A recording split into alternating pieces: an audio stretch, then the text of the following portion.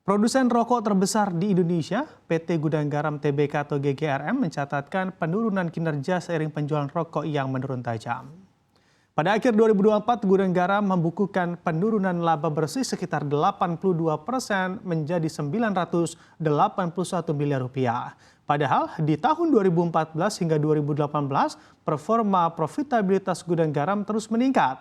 Namun di akhir 2024 total pendapatan Gudang Garam terpantau turun 17% hingga menjadi 98,65 triliun rupiah.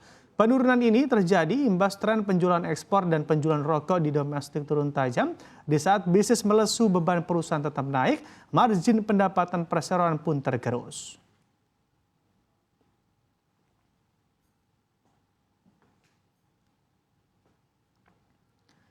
Emiten Grup Bakri PT Bakri and Brothers Tbk berhasil mencatat pertumbuhan kinerja di sepanjang tahun 2024. Emiten berkode BNBR tersebut berhasil menorehkan pendapatan bersih 3,86 triliun rupiah, tumbuh 2,94% dibanding periode yang sama di tahun 2023 sebesar 3,75 triliun rupiah.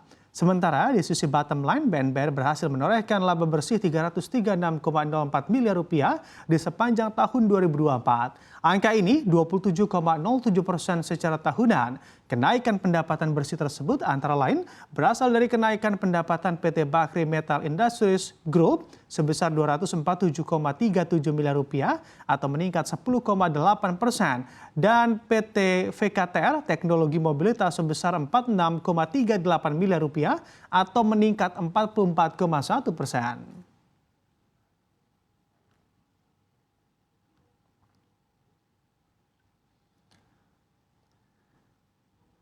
Kita beralih ke korporasi global. Bank of America mengumumkan hasil kuartal pertama yang melampaui ekspektasi analis untuk laba dan pendapatan karena pendapatan bunga bersih dan pendapatan perdagangan yang lebih kuat dari yang diharapkan.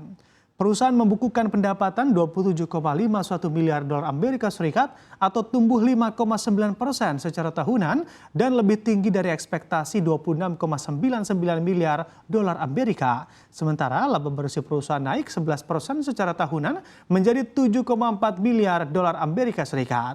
Laba per saham perusahaan mencapai 90 sen per saham, lebih tinggi dari ekspektasi senilai 82 sen per saham.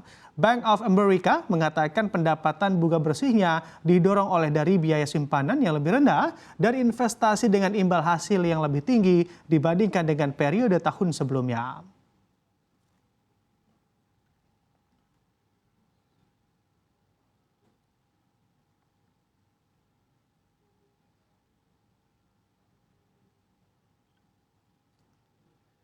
Citigroup membukukan hasil kuartal pertama 2025 yang melampaui estimasi analis karena para trader, perusahaan menghasilkan lebih banyak pendapatan dari yang diharapkan.